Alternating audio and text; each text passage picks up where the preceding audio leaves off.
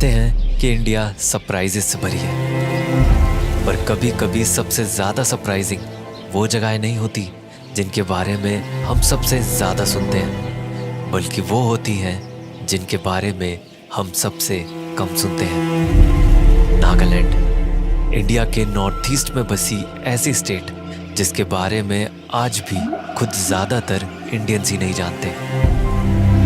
नागालैंड के इन पहाड़ों में ही नॉर्थ ईस्ट इंडिया की सबसे खूबसूरत वैली बसती है, और यहाँ के इन खूबसूरत विलेजेस में एक दूसरे पर इतना भरोसा है कि यहाँ दुकान भी बिना किसी इंसान के चलती है। यहाँ पर जो दुकानें हैं उन पर कोई आदमी नहीं है। बल्कि इंडिया जहाँ दुनिया के सबसे ज़्यादा वेजिटेरियंस रहते हैं, वहाँ नागालैंड में बहुत ही यूनिक फूड हैबिट्स देखने को मिलती है।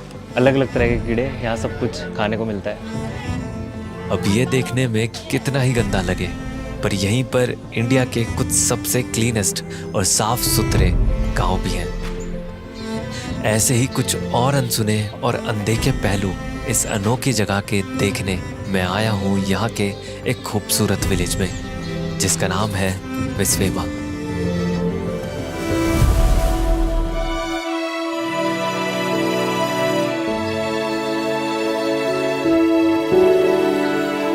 पाँच 5300 फीट की हाइट पर खूबसूरत हरे भरे पहाड़ों से घिरा विस्वेमा विलेज नागालैंड का दूसरा सबसे बड़ा विलेज है, यहाँ की कैपिटल कोहिमा के बाद।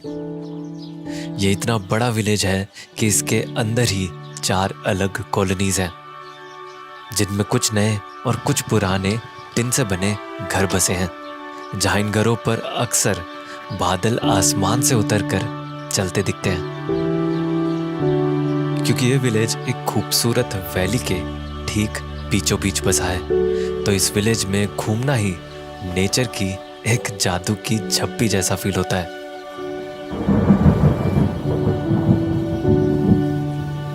पर मैं जब आया तो यहाँ बस रात होने ही वाली थी।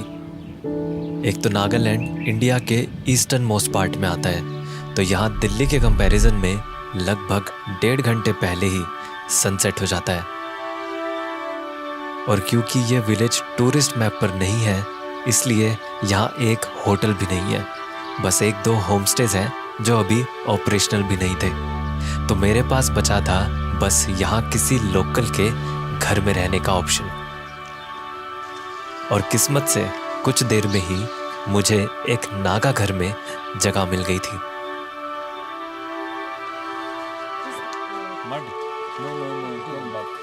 एक बहुत ही सिंपल और हम्बल सा घर, और ये होने वाला था मेरा आज का bedroom.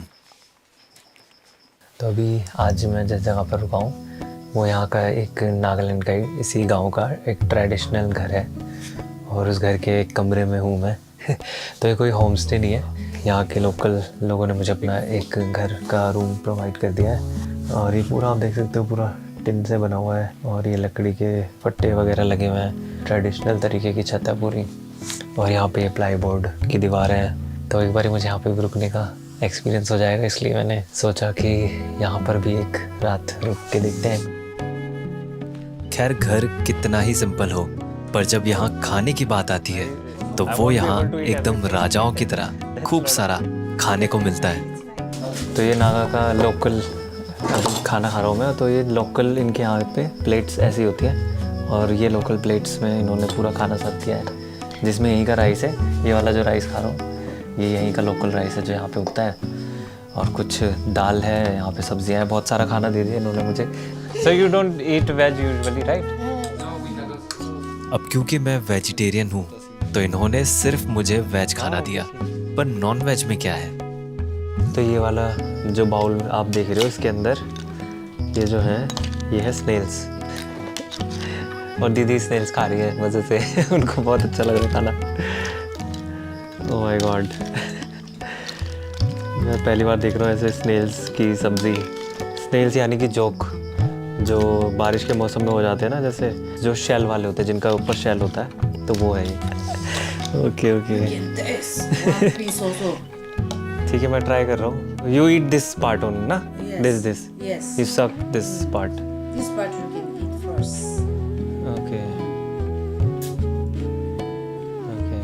Why don't you eat shells? It's very hard. Okay, it's very hard. Shells are hard. Okay. Pies. I can't eat. I'm sorry. तो इस रात भी मैं वेजिटेरियन ही रहा।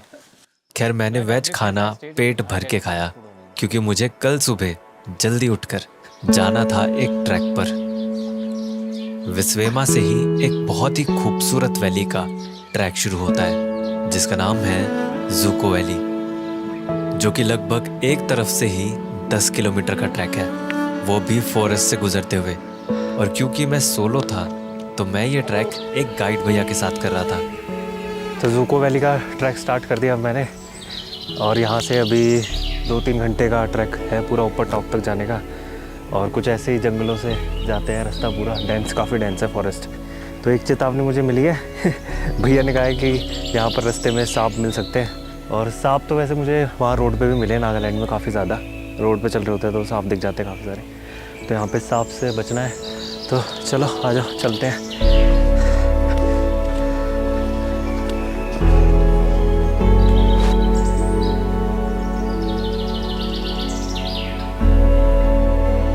अभी ट्रैक करते हुए बस 10 मिनट हुए हैं और थकान हो गई है यार। मतलब रास्ता स्टार्ट तो बहुत वाइड हुआ था, अभी धीरे धीरे बहुत नैरो हो गया है और ज़्यादा स्टीप होता जा रहा है। बहुत खड़ी चढ़ाई है, स्लिपरी भी है बहुत ज़्यादा।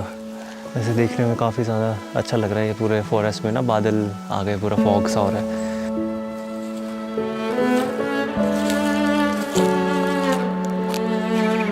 कहीं कहीं तो रास्ते में रस्सी का सहारा लेकर भी चढ़ना पड़ रहा था। और अभी यहाँ पर मैं एक पॉइंट पे पहुँचा हूँ जहाँ पे ट्रेल था वो कंप्लीट कर लिया है, जो स्टीप रास्ता था वो कंप्लीट हो चुका है। अब यहाँ से एक सीधा थोड़ा ट्रेल स्टार्ट हो जाएगा। और बाकी मौसम को देख के तो आपको समझ में आ रहा होगा कि मौसम थोड़ा सा साथ नहीं दे रहा है, बट हाँ हल्की हल्की सी वो बारिश होती है ना, वो स्प्रे वाली बारिश हो रही है, तो वो बड़ा अच्छी लग रही है स्प्रे वाली बारिश। तो चलो शुरू करते हैं फिर। अभी आगे का और रास्ता दिखाता हूँ मैं आपको कैसा लगेगा। जब रास्ता सीधा हुआ तो खूबसूरत भी हो गया था।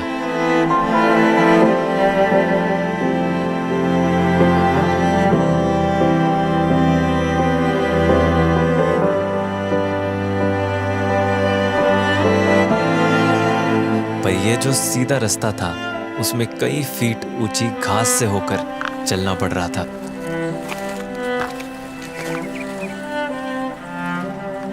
और ऐसा ही घास से गुजरता रास्ता चला कई किलोमीटर तक, पर बढ़ती ऊंचाई के साथ साथ नज़ारों की खूबसूरती भी बढ़ती जा रही थी।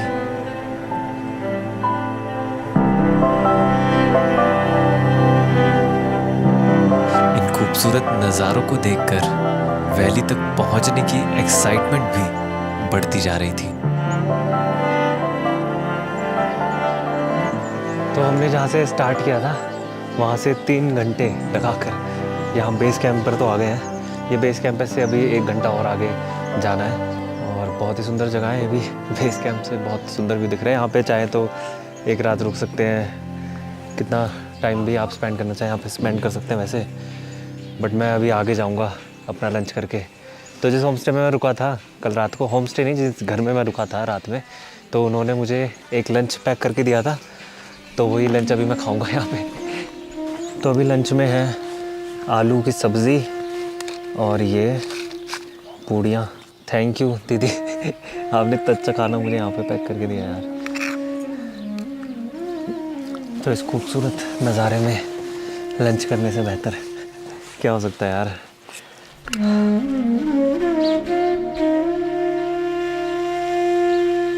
तो बस थोड़ा रेस्ट करके और पानी भरकर हम चले ज़ूको वैली के और करीब। और बेस कैंप से निकलते ही ये खूबसूरत वैली शुरू हो जाती है।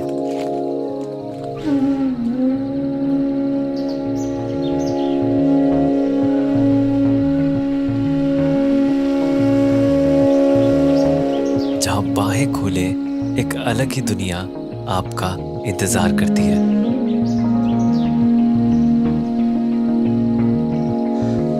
ओह, तो फाइनली 4 घंटे के ट्रैक के बाद करीब 10 किलोमीटर डिस्टेंस ट्रैवल करने के बाद इस स्वर्ग में एंट्री हो गई है। बहुत खूबसूरत वैली है यार, ये बहुत ही खूबसूरत वैली है। सपने जैसा लग रहा है पूरा, ये पूरा का पूरा एरिया सपने जैसे लग रहा है।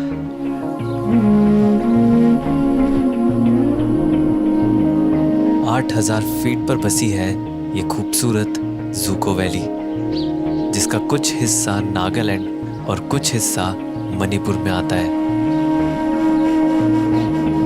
नेचर की एक खूबसूरत कारीगरी से बने इन अनोखी शेप के पहाड़ों के बीच में से बहती है एक ठंडे पानी की धारा, और इसकी वजह से ही ज़ूको वैली को उसका यह अनोखा नाम मिला है।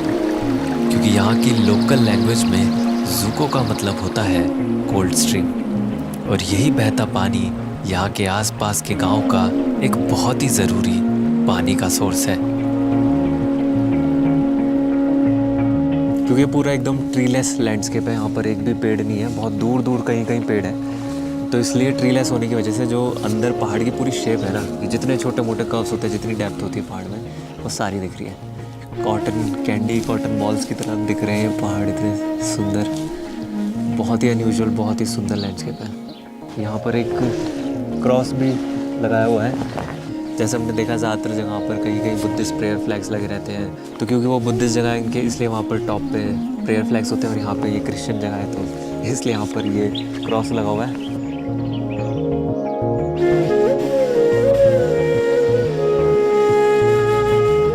कहीं कहीं ये ऐसे येलो फ्लावर्स भी लगे हुए हैं यहाँ पर पूरी वैली में। जब ब्लूमिंग होने का सीज़न होता है तो इससे भी ज़्यादा फ्लावर्स हो जाते हैं यहाँ पे, पर अभी भी कहीं कहीं पैचेस दिख रहे हैं येलो फ्लावर्स के, या फिर कुछ कुछ वायलेट फ्लावर्स भी हैं यहाँ पे। अब इतनी खूबसूरत जगह है, यहाँ से जाने का मन तो कर नहीं रहा है, बट वापस भी जाना है यहाँ से। यहाँ से वापस जाते समय जब हम उसी पॉइंट पर पहुंचे जहाँ सुबह थे, तो फॉग ने जो खूबसूरत नज़ारा छुपा रखा था वो बिल्कुल रूबरू था।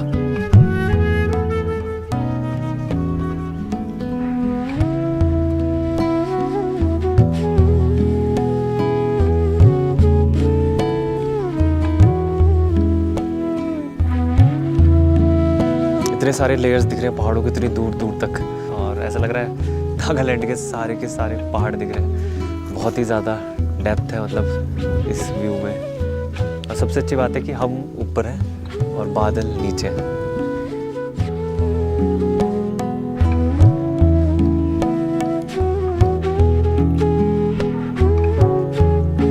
इस सफ़र में और आगे जाने से पहले आप लोगों से कुछ बात कहनी है।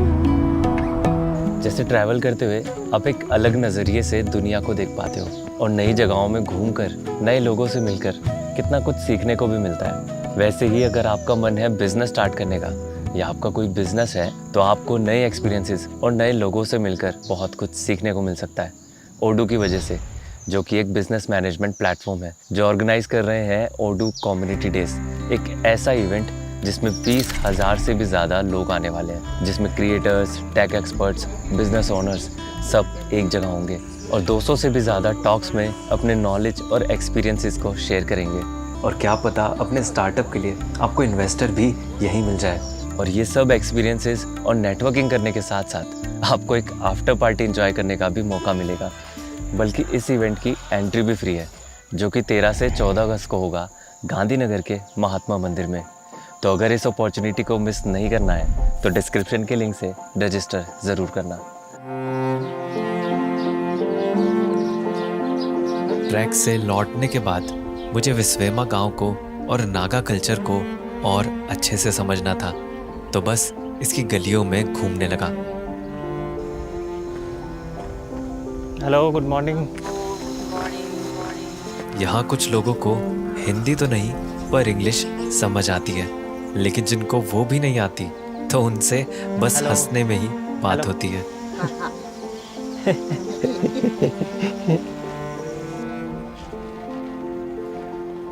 तो नागालैंड के विलेजेस में मुझे कुछ इस तरह के ओल्ड ट्रेडिशनल हाउसेस दिख रहे हैं, बट ये जो मुझे अलग से चीज़ दिख रही है वो ये इनके घरों के ऊपर कुछ एक सिंबल सा बना रहता है, अब वो उसका मतलब मुझे समझ नहीं आ रहा क्या है, मुझे किसी से पूछना पड़ेगा। और घर के ठीक पीछे बड़ा ही सुंदर सा हिल का व्यू भी दिख रहा है, देखते हैं अंदर जाके। Hello, can I come inside? Thank you. So this is your drawing room, right? This is your drawing room. This is your kitchen. Okay, nice, nice. Kitchen is very huge. Okay, can you tell me this? Your house has a symbol, na, like this outside. What does that mean? Yeah. It signifies the richness back then. Yeah. Richness. Okay, richness as in Like rich people used to do this. Okay. So only rich people put this symbol on their houses. Okay, okay. we have Father's Time. Yeah. Okay, in forefathers times. Okay. So it's part of. We have this in the house, right? Okay, it's part of your culture. Okay, okay. Nice, nice. और यहाँ kitchen में कुछ meet के टुकड़े भी ऐसे लटका देते हैं मीट को सुखाने के लिए, और कुछ टुकड़े डेकोरेशन के लिए भी लगाए जाते हैं। Tea? No, no, thank you. That's fine. Thank you for asking. फिर यहाँ से विदा लेकर Bye. मैं चला और आगे।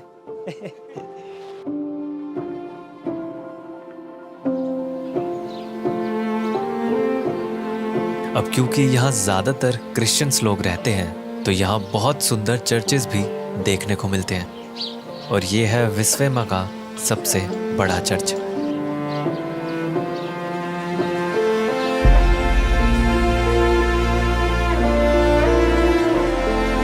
इस चर्च के साथ में ही एक कॉन्वेंट स्कूल भी है।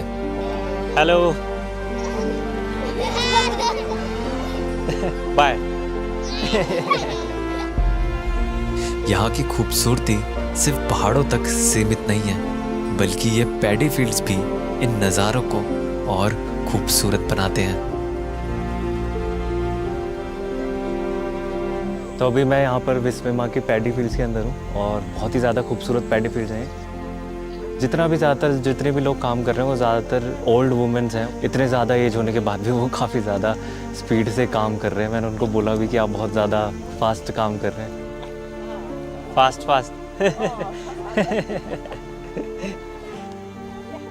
इनमें से कुछ फार्म्स ऐसे हैं जहाँ रेड राइस उगती है। रेड राइस तो मैंने कभी सुनी भी नहीं थी, तो यहाँ पर रेड राइस भी उगती है। तो यहाँ पे आप ये जो चावल देख रहे हैं ना, ये बास्केट में, ये यहीं की पैडी फील्ड से उगाया हुआ है, और ये बहुत ही ज़्यादा अच्छी क्वालिटी का है। और मैं रेड राइस पहली बार देख रहा हूँ।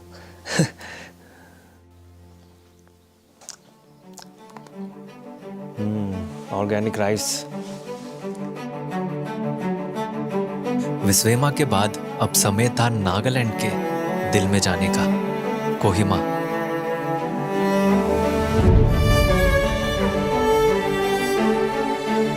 साढ़े 4,000 फीट पर पहाड़ों पर बसा नागालैंड का खूबसूरत शहर।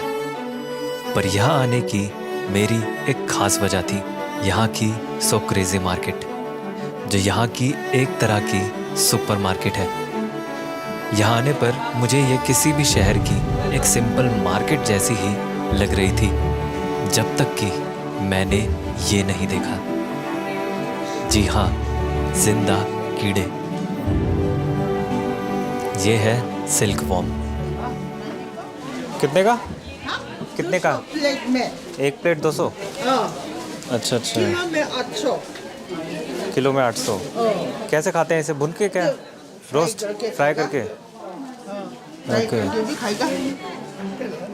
और सिर्फ यही नहीं, जिंदा मेंढक,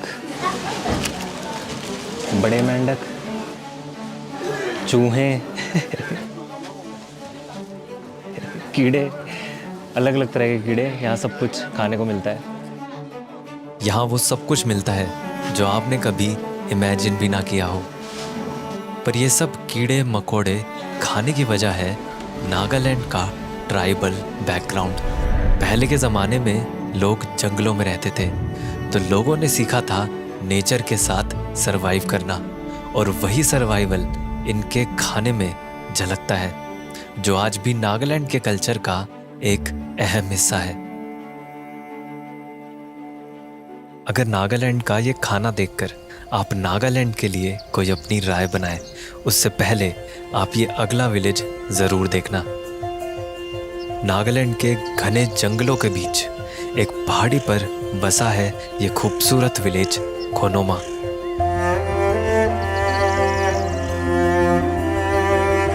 जो कि है इंडिया का फर्स्ट ग्रीन विलेज।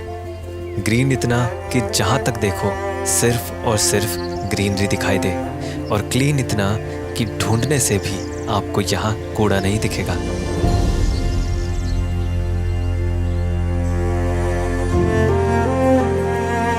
को यहाँ की गलियों में घूमकर भी ऐसा लग रहा है कि बहुत ज़्यादा नेचर से घिरे हुए हैं। मतलब कहीं ये फूल हैं, कहीं ऐसे पेड़ दिख जा रहे हैं। ये स्पेस ही ऐसे लगी हुई है जैसे इसका हिस्सा है, नेचर का हिस्सा है, फॉरेस्ट का हिस्सा है। तो ये इंडिया का फर्स्ट ग्रीन विलेज अपनी कुछ खासियत की वजह से है। जैसे नागालैंड के कल्चर का एक बहुत अहम हिस्सा जो कि है जंगलों में शिकार करना, वो यहाँ बैन है। बल्कि यहाँ फॉरेस्ट को काटना भी बैन है। और जो घरों में रोज़ाना लकड़ी की ज़रूरत होती है उसका भी कोटा फिक्स है। और इतना ही नहीं, यहाँ के इन खूबसूरत खेतों में भी सिर्फ ऑर्गेनिक फार्मिंग होती है।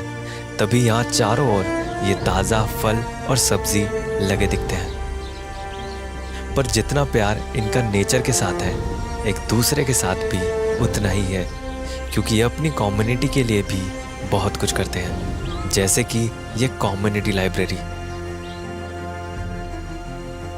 मिनी लाइब्रेरी लिखा हुआ है ऐसे नाम, बट एक तरह से एक ओपन लाइब्रेरी है ये। तो इसमें से कोई भी बुक निकाल कर इसको अपने साथ ले जा सकता है बुक को, और जब वो पढ़ लेंगे बुक को, वो वापस यहाँ पर इसको रीस्टॉक कर सकते हैं, यहाँ पर रख सकते हैं वापस।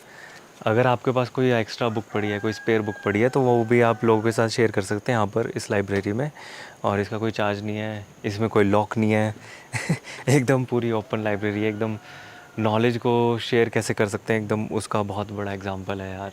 इस तरह की चीज़ें एक विलेज में दिखना बहुत ही डिफरेंट कल्चर है यार, मैंने ऐसा कुछ नहीं देखा कभी। पर अगले विलेज में मुझे कुछ इससे भी खास मिला। कोनोमा से सिर्फ 10 किलोमीटर दूर है एक खूबसूरत वैली में बसा जुली के विलेज।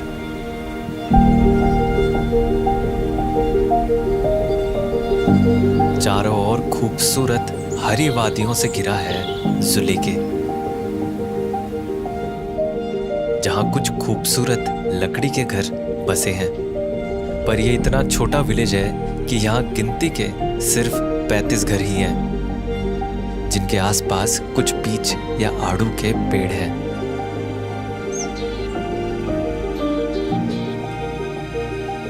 और आसपास ही ये खूबसूरत फूल भी लगे दिखते हैं।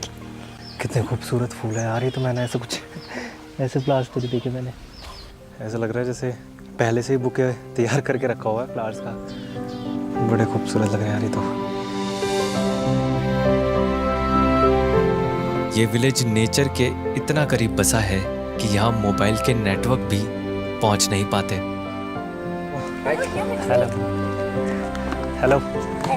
पर बिना इंटरनेट के भी ये विलेज बैकवर्ड नहीं है, बल्कि और आगे लगता है। जब यहाँ मैंने कुछ ऐसी दुकानें देखी, सेल्फ पेमेंट शॉप्स। नागालैंड के विलेजेस में ये चीज़ देख रहा हूँ कि यहाँ पर सेल्फ पेमेंट शॉप्स हैं, जहाँ पर कोई इंसान नहीं होता। बस आपको जो भी अपनी चीज़ चाहिए आप उसे उठाइए और उसका प्राइस देखिए, और उस चीज़ को उठा के उसका प्राइस देख के वहाँ पर रखे उस कैश बॉक्स में डाल सकते हैं पैसों को। और यहाँ पर इतना ज़्यादा ट्रस्ट, इतना ज़्यादा लॉयल्टी है विलेज में, किसी आदमी के खड़े होने की ज़रूरत नहीं है दुकान पे। और यहाँ पर ऐसी बहुत सारी शॉप्स है जहाँ पर फ्लावर पॉट्स मिल रहे हैं, या फिर खाने पीने का सामान मिल रहा है, या फिर सब्जियाँ मिल रही हैं। वो लोगों पर भरोसा करते हैं कि लोग जब उठाएंगे सामान तो वो उसके अंदर कैश बॉक्स में उसका प्राइस, उसका सही प्राइस डालेंगे।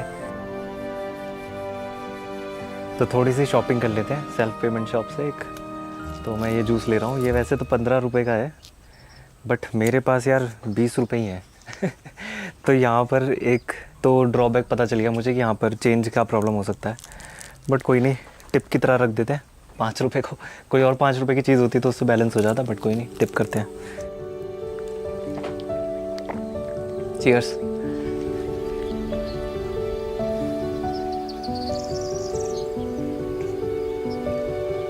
जब नागालैंड जैसी एक बहुत ही अनोखी जगह पर आते हैं तब जिंदगी को जीने का एक बिल्कुल नया तरीका समझ आता है। चाहे यहाँ का अनोखा कल्चर हो, नए लोग हो या उनका रहन सहन। जब इन्हीं सब नए तरीकों को आप भी जीते हो तो अंदर ही अंदर एक नया नजरिया भी जन्म लेता है। एक ऐसा नजरिया जो सिर्फ लोगों के कपड़ों, बोली या जुबान पे नहीं रुकता, बल्कि उनको समझने या जानने का भी सब्र रखता है। और शायद यही नजरिया होता है जो हमें आजाद करता है अपनी पहले से बनाई सोच और असलियत से। कभी कभी तो हम खुद को भी अपनी इन्हीं बनी बनाई सोच में ही कैद रखते हैं, पर यही नजरिया हमें आजाद करता है इस सोच से कि हमें वो बनने की जरूरत नहीं जो हमें होना चाहिए, बल्कि हम वो बने जो हम हैं।